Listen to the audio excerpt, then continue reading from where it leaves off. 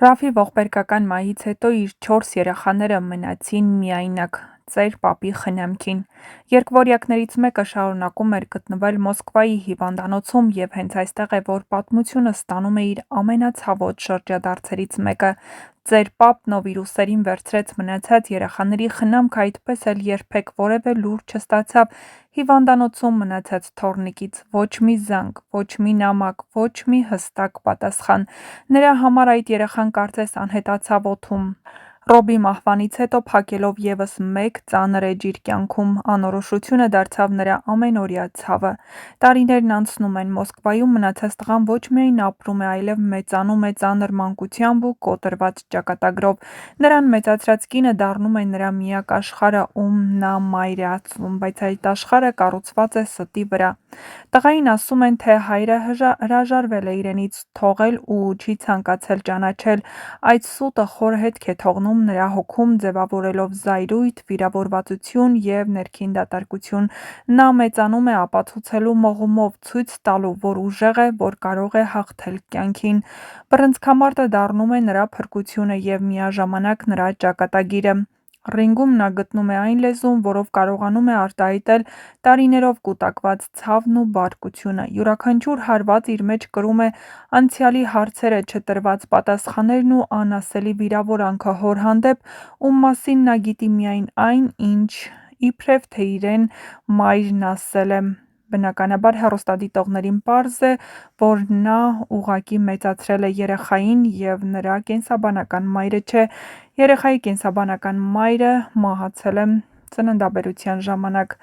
Նա դառնում է ճանաչված մարզիկ, պատրաստ մեծ մրցումների։ Եվ ահա ճակատագիրը կրկին խառնվում է խաղին մրցումների համար։ Նա վերադառնալու է Հայաստան, որի հետ կապված է իր իրական անցյալը, բայց որի մասին նա գրեթե ոչինչ չգիտի։ Նա դեռ չգիտի ամենասարսափելի ճշմարտությունը՝ իր գլխավոր հակառակորդը ռինգում լինելու է իր հարազատ եղբայրը։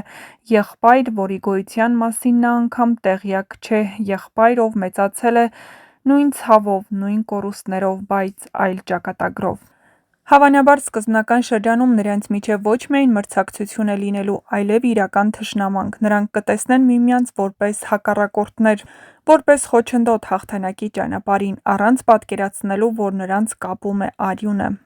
Այդ մենամարտը լինելու է ոչ միայն սպորտային, այլ խորապես մարդկային՝ եղբայր եղբոր դեմ, ճշմարտություն ստի դեմ, անցյալը ներկայի դեմ։ Գոյամարտը հենց այստեղ է բացում իր ամենախորը շերտը։ Սա պատմություն է այն մասին, թե ինչպես կարող է մեկ սուտը բաժանել ընտանիք, ինչպես կարող է ճակատագիրը մարդկանց կանգնեցնել միմյանց դեմ, առանց նրանց թույլ տալու իմանալ ճշմարտությունը։